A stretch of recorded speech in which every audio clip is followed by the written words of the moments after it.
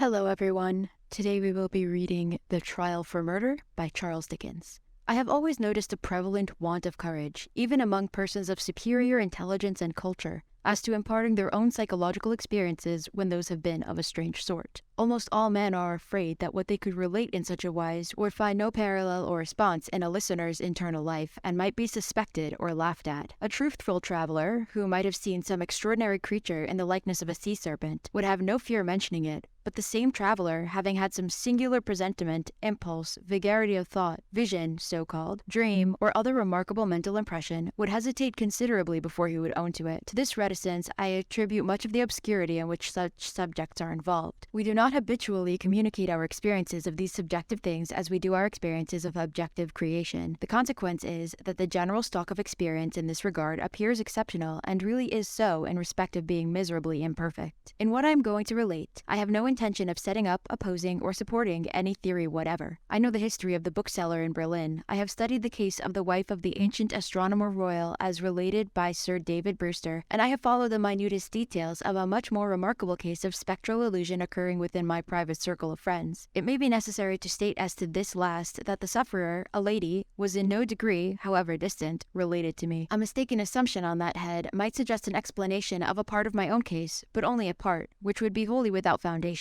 It cannot be referred to my inheritance of any developed peculiarity, nor had I ever before any at all similar experience, nor have I ever had any at all similar experience since. It does not signify how many years ago, or how few, a certain murder was committed in England, which attracted great attention. We hear more than enough of murderers as they rise in succession to their atrocious eminence, and I would bury the memory of this particular brute, if I could, as his body was buried in Newgate Jail. I purposely abstained from giving any direct clue to the criminal's individuality. When the murder was first discovered, no suspicion fell. Or, I ought rather to say, for I cannot be too precise in my facts, it was nowhere publicly hinted that any suspicion fell on the man who was afterwards brought to trial. As no reference was at that time made to him in the newspapers, it is obviously impossible that any description of him can at that time have been given in the newspapers. It is essential that this fact be remembered. Unfolding at breakfast my morning paper, containing the account of that first discovery, I found it to be deeply interesting, and I read it with close attention. I read it twice, if not 3 times. The discovery had been made in a bedroom, and when I laid down the paper, I was aware of a flash, rush, flow, I do not know what to call it, no word I can find is satisfactorily descriptive, in which I seemed to see that bedroom passing through my room, like a picture impossibly painted on a running river. Though almost instantaneous in its passing, it was perfectly clear, so clear that I distinctly, and with a sense of relief, observed the absence of a dead body from the bed. It was in no romantic place that I had this curious sensation, but in chambers in Piccadilly, very near to the corner of St. James Street. It was entirely new to me. I was in my easy chair at the moment, and the sensation was accompanied with a peculiar shiver which started the chair from its position. But it is to be noted that the chair ran easily on casters. I went to one of the windows, there are 2 in the room, and the room is on the 2nd floor, to refresh my eyes with the moving objects down in Piccadilly. It was a bright autumn morning, and the street was sparkling and cheerful. The wind was high. As I looked out, it brought down from the park a quantity of fallen leaves, which a gust took and whirled into a spiral pillar. As the pillar fell and the leaves dispersed, I saw 2 men on the opposite side of the way, going from west to east. They were one behind the other. The foremost man often looked back over his shoulder. The second man followed him, at a distance of some 30 paces, with his right hand menacingly raised. First, the singularity and steadiness of this threatening gesture in so public a thoroughfare attracted my attention, and next, the more remarkable circumstance that nobody heeded it. Both men threaded their way among other passengers with a smoothness hardly consistent even with the action of walking on a pavement, and no single creature that I could see gave them place, touched them, or looked after them. In passing before my windows, they both stared up at me. I saw their 2 faces very distinctly, and I knew that I could recognize them anywhere. Not that I had consciously noticed anything very remarkable in either face, except that the man who went first had an unusually lowering appearance, and that the face of the man who followed him was the color of impure wax. I am a bachelor, and my valet and his wife constitute my whole establishment. My occupation is in a certain branch bank, and I wish that my duties as head of a department were as light as they are popularly supposed to be. They kept me in town that autumn, when I stood in need of change. I was not ill, but I was not well. My reader is to make the most that can be reasonably made of my feeling jaded, having a depressing sense upon me of a monotonous life, and being slightly dyspeptic. I am assured by my renowned doctor that my real state of health at the time justifies no stronger description, and I quote his own from his answer written to my request for it. As the circumstances of the murder, gradually unraveling, took stronger and stronger possession of the public mind, I kept them away from mine by knowing as little about them as was possible. In the midst of the universal excitement. But I knew that a verdict of willful murder had been found against the suspected murderer, and that he had been committed to Newgate for trial. I also knew that his trial had been postponed over 1 sessions of the Central Criminal Court on the ground of general prejudice and want of time for the preparation of the defense. I may further have known, but I believe I did not, when or about when the sessions to which his trial stood postponed would come on. My sitting room, bedroom, and dressing room are all on one floor. With the last there is no communication but through the bedroom. True, there is a door in it, once communicating with the staircase, but part of the fitting of my bath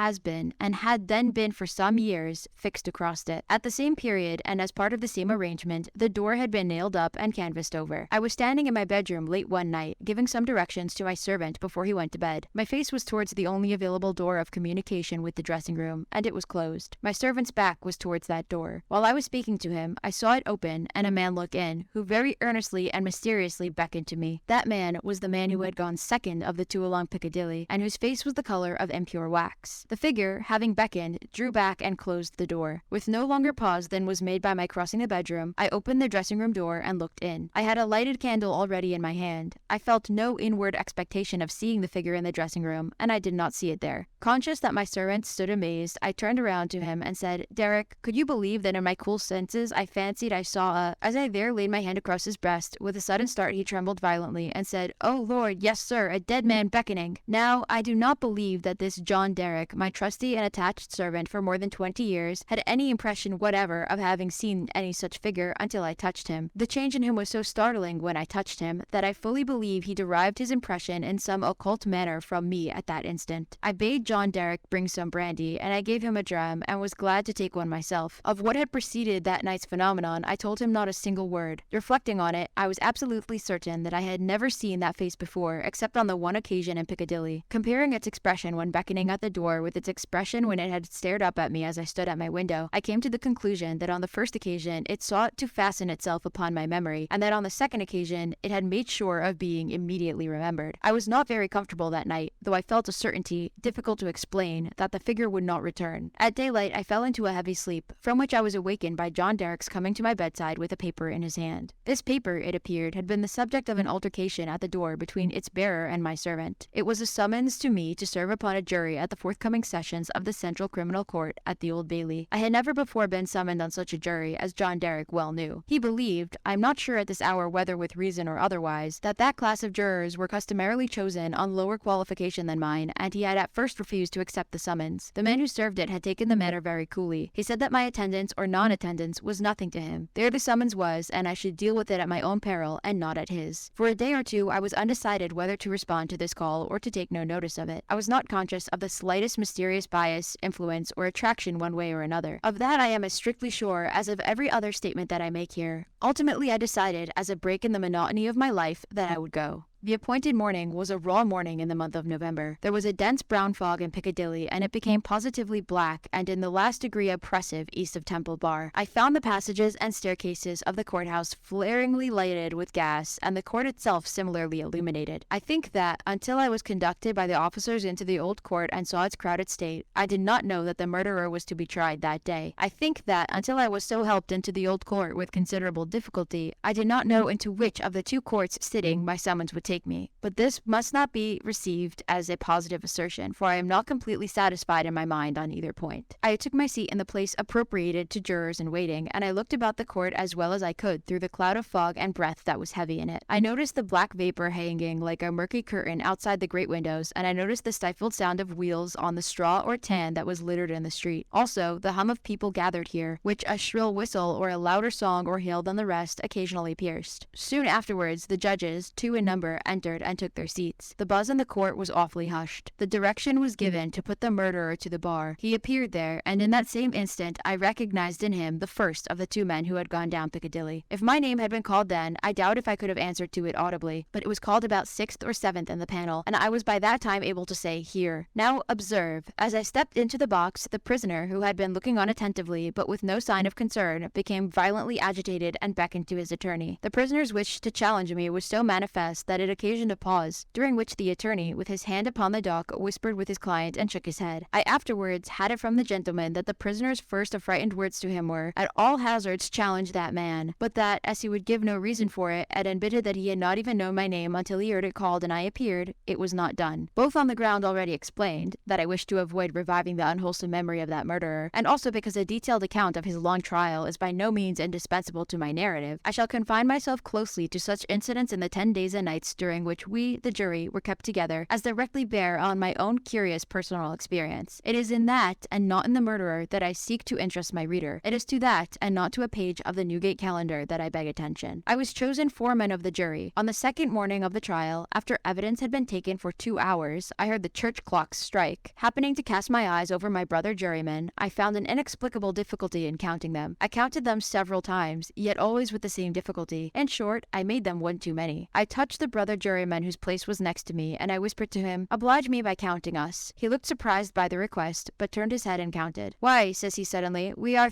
but that is not possible. No, we are 12. According to my counting that day, we were always right in detail, but in the gross we are always one too many. There was no appearance, no figure, to account for it, but I had now an inward foreshadowing of the figure that was surely coming. The jury were housed at the London Tavern. We all slept in one large room on separate tables, and we were constantly in the charge and under the eye of the officer sworn to hold us in safekeeping. I see no reason for suppressing the real name of that officer. He was intelligent, highly polite, and obliging, and, I was glad to hear, much respected in the city. He had an agreeable presence, good eyes, enviable black whiskers, and a fine, sonorous voice. His name was Mr. Harker. When we turned into our 12 beds that night, Mr. Harker's bed was drawn across the door. On the night of the second day, not being disposed to lie down, and seeing Mr. Harker sitting on his bed, I went and sat beside him and offered him a pinch of snuff. As Mr. Harker's hand touched mine in taking it from my box, a peculiar shiver crossed him, and he said, "Who is this?" Following Mr. Harker's eyes and looking across the room, I saw again the figure I expected, the second of the 2 men who had gone down Piccadilly. I rose and advanced a few steps, then stopped and looked around at Mr. Harker. He was quite unconcerned, laughed, and said in a pleasant way, "I thought for a moment we had a 13th juryman, without a bed, but I see it is the moonlight." Making no revelation to Mr. Harker, but inviting him to take a walk with me to the end of the room, I watched what the figure did. It stood for a few moments by the bedside of each of my 11 brother jurymen, close to the pillow. It always went to the right-hand side of the bed, and always passed out, crossing the foot of the next bed. It seemed from the action of the head merely to look down pensively at each recumbent figure. It took no notice of me, or of my bed, which was that nearest to Mr. Harker's. It seemed to go out where the moonlight came in, through a high window, as by an aerial flight of stairs. Next morning at breakfast, it appeared that everybody present had dreamed of the murdered man last night, except myself and Mr. Harker. I now felt as convinced that the second man who had gone down Piccadilly was the murdered man, so to speak, as if it had been borne into my comprehension by his immediate testimony. But even this took place, and in a manner for which I was not at all prepared. On the 5th day of the trial, when the case for the prosecution was drawing to a close, a miniature of the murdered man, missing from his bedroom upon the discovery of the deed, and afterwards found in a hiding place where the murderer had been seen digging, was put in evidence. Having been identified by the witness under examination, it was handed up to the bench, and thence handed down to be inspected by the jury. As an officer in a black gown was making his way with it across to me, the figure of the second man who had gone down Piccadilly impetuously started from the crowd, caught the miniature from the officer, and gave it to me with his own hands, at the same time saying, in a low and hollow tone, before I saw the miniature, which was in a locket, I was younger then, and my face was not then drained of blood. It also came between me and my brother juryman, to whom I would have given the miniature, and between him and the brother juryman to whom he would have given it, and so passed it on through the whole of our number, and back into my possession. Not one of them, however, detected this. At table, and generally when we were shut up together in Mr. Harker's custody, we had, from the first, naturally discussed the day's proceedings a good deal. On the 5th day, the case for the prosecution being closed, and we having that side of the question in a completed shape before us, our discussion was more animated and serious. Among our number was a vestryman, the densest idiot I have ever seen at large, who met the plainest evidence with the most preposterous objections, and who was sided with by 2 flabby parochial parasites, all the 3 impaneled from a district so delivered over to fever that they ought to have been upon their own trial for 500 murders. When these mischievous blockheads were at their loudest, which was towards midnight, while some of us were already preparing for bed, I again saw the murdered man. He stood grimly behind them, beckoning to me. On my going towards them and striking into the conversation, he immediately retired. This was the beginning of a separate separate series of appearances, confined to that long room in which we were confined. Whenever a knot of my brother jurymen laid their heads together, I saw the head of the murdered man among theirs. Whenever their comparison of notes was going against him, he would solemnly and irresistibly beckon to me. It will be borne in mind that down to the production of the miniature, on the 5th day of the trial, I had never seen the appearance in court. 3 changes occurred now that we entered on the case for the defense. 2 of them I will mention together first. The figure was now in court continually, and it never there addressed itself to me, but always to the person who was speaking at the time. For instance, the throat of the murdered man had been cut straight across. In the opening speech for the defense, it was suggested that the deceased might have cut his own throat. At that very moment, the figure, with its throat in the dreadful condition referred to, this it had concealed before, stood at the speaker's elbow, motioning across and across its windpipe, now with the right hand, now with the left, vigorously suggesting to the speaker himself the impossibility of such a wound having been self-inflicted by either hand. For another instance, a witness to character, a woman, deposed to the prisoner's being the most amiable of mankind. The figure at that instant stood at the floor before her, looking her full in the face and pointing out the prisoner's evil countenance with an extended arm and an outstretched finger. The third change now to be added impressed me strongly as the most marked and striking of all. I do not theorize upon it. I accurately state it, and there leave it. Although the appearance was not itself perceived by those whom it addressed, its coming close to such persons was invariably attended by some trepidation or disturbance on their part. It seemed to me as if it were prevented, by laws to which I was not amenable, from fully revealing itself to others, and yet as if it could invisibly, dumbly, and darkly overshadow their minds. When the leading counsel for the defense suggested the hypothesis of suicide, and the figure stood at the learned gentleman's elbow, frightfully sawing out its severed throat, it is undeniable that the counsel faltered in his speech, lost for a few seconds the thread of his ingenious discourse, wiped his forehead with his handkerchief, and turned extremely pale. When the witness to character was confronted by the appearance, her eyes most certainly did follow the direction of its pointed finger, and rested in great hesitation and trouble upon the prisoner's face. 2 additional illustrations will suffice. On the 8th day of the trial, after the pause which was every day made early in the afternoon for a few minutes' rest and refreshment, I came back into the court with the rest of the jury some little time before the return of the judges. Standing up in the box and looking about me, I thought the figure was not there, until, chancing to raise my eyes to the gallery, I saw it bending forward and leaning over a very decent woman, as if to assure itself whether the judges had resumed their seats or not. Immediately afterwards, that woman screamed, fainted, and was carried out. So with the venerable, sagacious, and patient judge who conducted the trial. When the case was over, he settled himself and his papers to sum up. The murdered man, entering by the judge's door, advanced to his lordship's desk, and looked eagerly over his shoulder at the pages of his notes which he was turning. A change came over his lordship's face. His hand stopped. The peculiar shiver that I knew so well passed over him. He faltered, "Excuse me, gentlemen, for a few moments. I am somewhat oppressed by the vitiated air," and did not recover until he had drunk a glass of water. Through all the monotony of 6 of those interminable 10 days, the same judges and others on the bench, the same murderer on the dock, the same lawyers at the table, the same tones of question and answer rising to the roof of the court, the same scratching of the judge's pen, the same ushers going in and out, the same lights kindled at the same hour when there had been any natural light of day, the same foggy curtain outside the great windows when it was foggy, the same rain pattering and dripping when it was raining, the same footmarks of turnkeys and prisoner, day after day, on the same sawdust, the same keys locking and unlocking the same heavy doors. Through all the wearisome monotony, which made me feel as if I had been foreman of the jury for a vast crowd of time, and Piccadilly had flourished covertly with Babylon, the murdered man never lost one trace of his distinctness in my eyes, nor was he at any moment less distinct than anybody else. I must not omit, as a matter of fact, that I never once saw the appearance, which I call by the name of the murdered man, look at the murderer. Again and again I wondered, why does he not? But he never did. Nor did he look at me, after the production of the miniature, until the last closing minutes of the trial arrived. We retired to consider at 7 minutes before 10 at night. The idiotic vestryman and his 2 parochial parasites gave us so much trouble that we twice returned into court to beg to have certain extracts from the judge's notes reread. 9 of us had not had the smallest doubt about those passages. Neither, I believe, had anyone in the court. The dunder-headed triumvirate, having no idea but obstruction, disputed them for that very reason. At length we prevailed, and finally the jury returned into court at 10 minutes past 12. The murdered man at that time stood directly opposite the jury box on the other side of the court. As I took my place, his eyes rested on me with great attention. He seemed satisfied, and slowly shook a great grey veil, which he carried on his arm for the first time, over his head and whole form. As I gave in our verdict,